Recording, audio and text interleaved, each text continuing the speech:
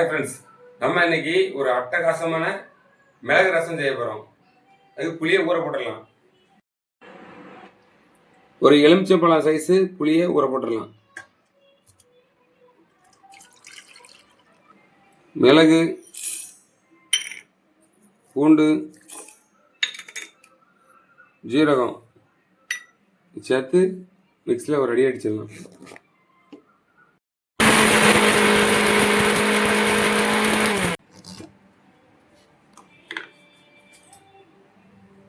இது கூட ஒரு தக்காளியை வெட்டி போட போகிறோம்.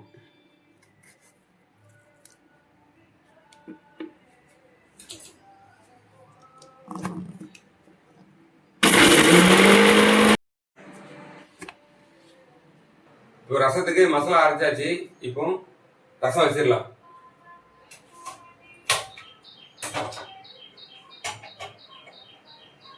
ஆயில், கடுகு சேர்த்துடலாம். 3 வத்தல் சேர்த்துடலாம். கொஞ்சமாக கருவேப்பிலை சேர்த்துடலாம்.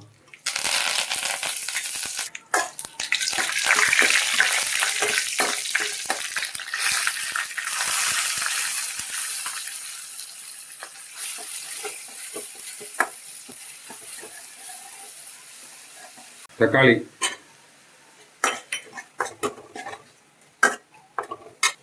மஞ்சள் பொடி, காயப்பொடி,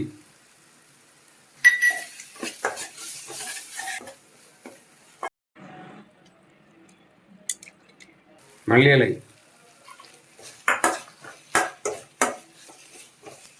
புளியை கரைச்சி வச்சிருக்கோம், சேர்த்துரும்.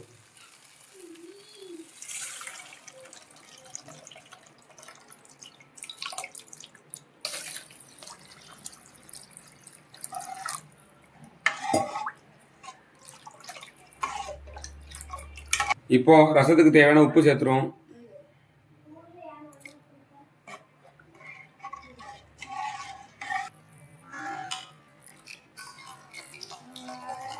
ரசத்தை கொதிக்க விடக்கூடாது. கொதிக்க மட்டும் அடுப்பு ஆஃப் பண்ண வேண்டியதான். உப்பு செக் பண்ணிடுவோம்.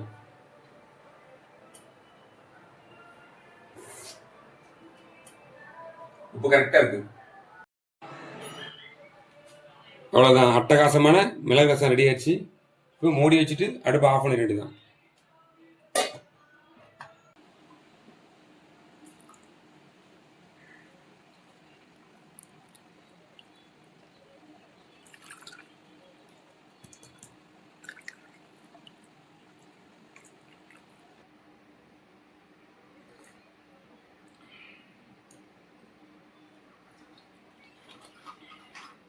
மிளகு ரசம் சூடோட சூப்பராக இருக்கு, அட்டகாசமாக இருக்கு.